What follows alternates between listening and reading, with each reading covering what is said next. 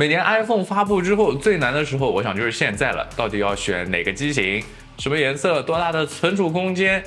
真的是一个很难的抉择。不知道你有没有想好自己准备买哪一款机型？你有没有抢到自己想买的那款机型呢？今天视频我还是想和大家分享一下，我觉得今年买哪个机型比较划算，以及我自己最后是选了哪个机型。那我先说我的答案，我觉得今年其实 iPhone 15是一个很划算的选择，因为它能够满足大部分人99%时候的对于手机的需求。首先，虽然它芯片还是用的去年14 Pro 的那枚 A16 芯片，但是这个芯片我说实话，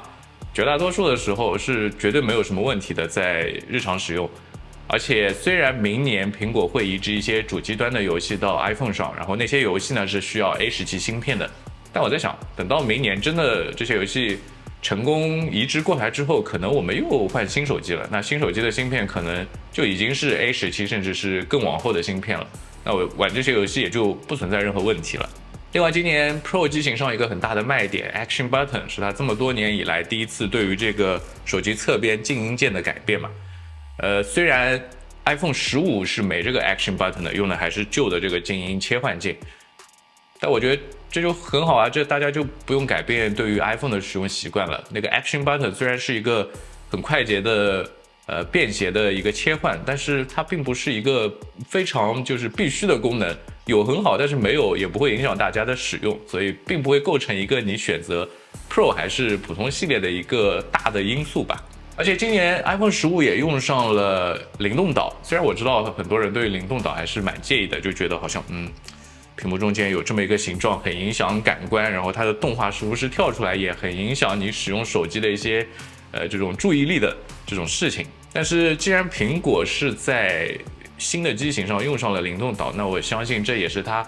至少未来几年的一个重心方向吧，所以能够把这个带到 iPhone 15上也是一个好事情。而且今年 iPhone 15的摄像头也终于是主摄，也是升级到了4800万像素，也用上了和 Pro 一样的新一代人像功能，所以在拍照上的话其实也是够用的。而且很重要的一点就是15和15 Pro 都一样是用上了 USB-C， 这个我觉得对于很多人来说还是蛮重要的，因为像现在 iPad 呀 Mac 呀都是用了 USB-C 的充电口，那 iPhone 用上 USB-C 的话也就意味着你可能就只要一根充电线就可以解决你整个苹果全家桶的充电系统了。尽管说 iPhone 15的 USB-C 用的是 USB 2的传输速度，但是 who cares？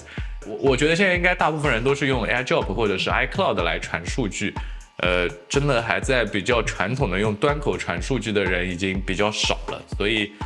也不是一个大的影响。还有一个苹果没有在发布会提到的，我印象里是他没有提的。然后15和15 Pro 有一个区别的就是它是15是没有120赫兹刷新率，也没有屏幕常亮的，所以你如果对于刷新率的要求很高的话，这可能是会阻碍你选择它的一个点。撇开这个因素 ，iPhone 15是一个更划算的选择。那在存储容量上 ，iPhone 15今年给出的选项是128、256和512GB。怎么选比较好呢？我觉得，因为我其实以前一直是用的128GB，直到去年14 Pro 的时候，我才用到了256GB。因为我发现，就是我有时候会用 iPhone 作为一些 Vlog 的记录，然后当我开始用它记录一些 Vlog， 就是更多的照片和视频之后，128GB 是不够用的了。但是为什么我没选512呢？是因为我并没有所有时候都在用 iPhone 记录，像这个时候我是用摄像头拍这个视频的，所以对于我来说，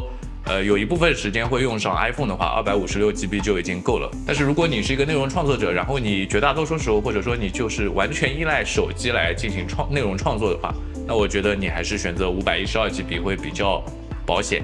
那反过来说，如果你和我以前的使用习惯是一样的，就是拿手机只是做日常的那些手机做的事情，然后偶尔玩玩游戏，偶尔看看视频，不太使用它拍很多内容的话，那128GB 是足够的。那至于颜色选择，因为我之前我也讲过，今年这个几个颜色，粉色、黄色和绿色其实都是很粉的，就感觉挺适合年轻人的。然后黑色、白色的话，相对经典一些，也稳重一点，所以我觉得颜色选择还是基于你个人的喜好。但说实话，这个黄色我觉得也是有点像绿色的，但是颜色的话，反正大家看你喜欢什么颜色，你就选哪个颜色。那说到我自己，我选了哪个机型呢？其实我选择的还是 iPhone 15 Pro。其实是有一些纠结的，就主要纠结 Pro 和 Pro Max， 但最后还是选了 Pro。我做出这个决定是以下几个原因。第一呢，就是今年 Pro Max 不是用上了5倍光学变焦的长焦镜头嘛？那个其实对于我来说是一个蛮吸引我的点，因为毕竟它是一个新功能，我很想体验它。但是后来我又想到，因为我确实在尺寸上我更喜欢 Pro 的这个尺寸 ，Pro Max 对于我来说太大了。那最让我纠结的就是这2点，我是想要更合适的尺寸，还是5倍的光学变焦这个功能呢？5倍光学变焦其实我是不大用到的，能用到的情况可能就是比如要拍这样的动物的特写的时候，太大了，主要。朋友们看到没有，这么大个蜘蛛，要不要我直接用徒手摁它？又或者是出去拍 vlog 需要拍一些风土人情，但是我又不好意思离得很近，所以就可以用5倍光学变焦，可以远远的就去拍那些。但是其他时候我可能并用不太到。